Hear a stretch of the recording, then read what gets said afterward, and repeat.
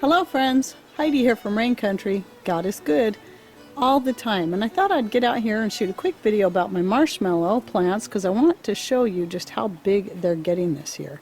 So they're about 2 to 3 feet across. These are my oldest plants. I've had them I think 4 years, and they're getting up to at least 10 feet, maybe more.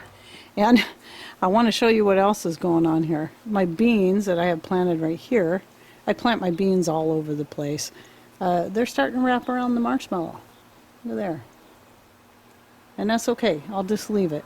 Now, I also wanted to talk a little bit about some of the things I use my marshmallow for. Now, I do have a separate video I did last summer about marshmallow and its health and medicinal benefits. There's some more beans have been wrapping around there. They're not wrapped around there yet, it's just reaching towards it. Okay, so back to talking about some of the health benefits. I'll just cover a few. I recommend going and checking out that other video, but some of the things they're really good for is digestive care. So very soothing to the stomach and the intestines, and that very same soothing properties is great for soothing coughs and sore throats. It's also supposed to be good for pain and muscle pain, and though I have added some marshmallow leaves to my pain tincture, I can't really attest to the value of it on its own for pain because I haven't used it specifically for that. However, I do like to use the leaves quite a bit for making my skin cream. I add them with the calendula. You'll find that the marshmallow leaves and the calendula flowers have very similar benefits, both to the skin and to the digestive system. And some other ways that I like to use them is adding to my soaps because of their skin healing properties, skin healing and soothing. And I'm also dehydrating a whole bunch more up this year for using not just in teas, but also to add to my mixed greens blend that I add to everything that I cook throughout the year.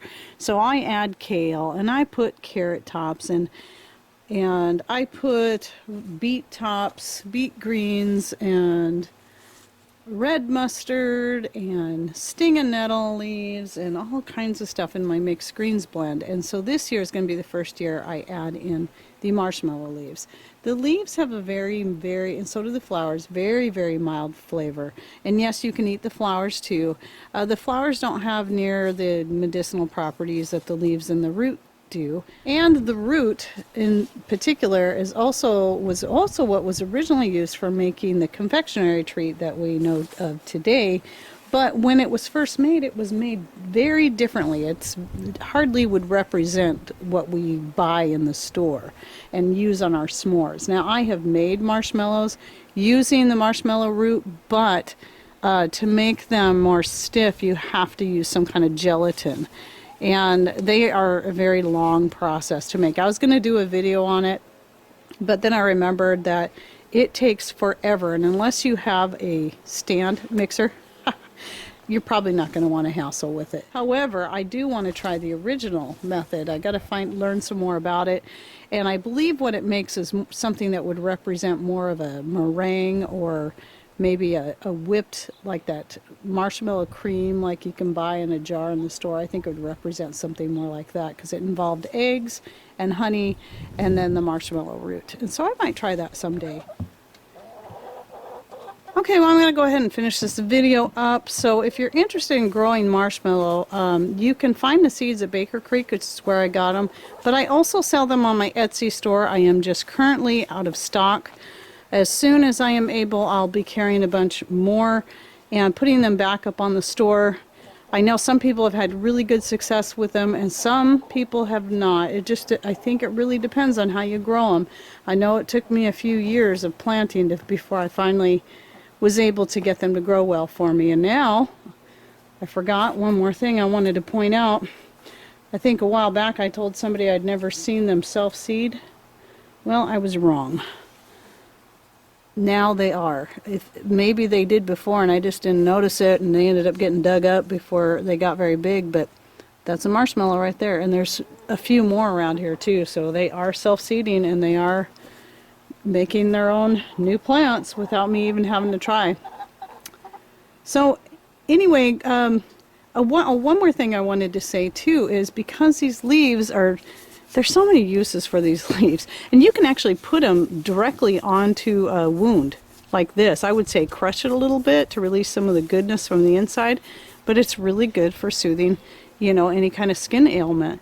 But anyway, I would suggest, I haven't tried it yet, taking the fresh leaves and trying them in a stir fry, or you know, just like cooking them how you would any other kind of green like that, like kale or whatever, collard greens and such.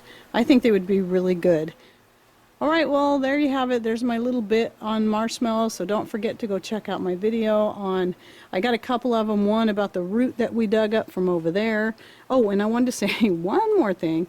One of the reasons I grow so many marshmallows is that I do plan on using the roots. We did dig one up over there. I've got a video on that and how big that was, just a massive, massive roots.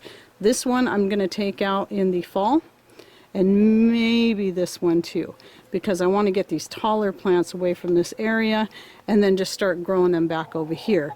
And so then we'll be digging up these roots and dehydrating those up, and I do have a video on dehydrating marshmallow root and you know, for using for teas and tinctures and whatnot. Okay, well, I hope you enjoyed this video and that you learned something new. Thanks for watching. Take care and God bless.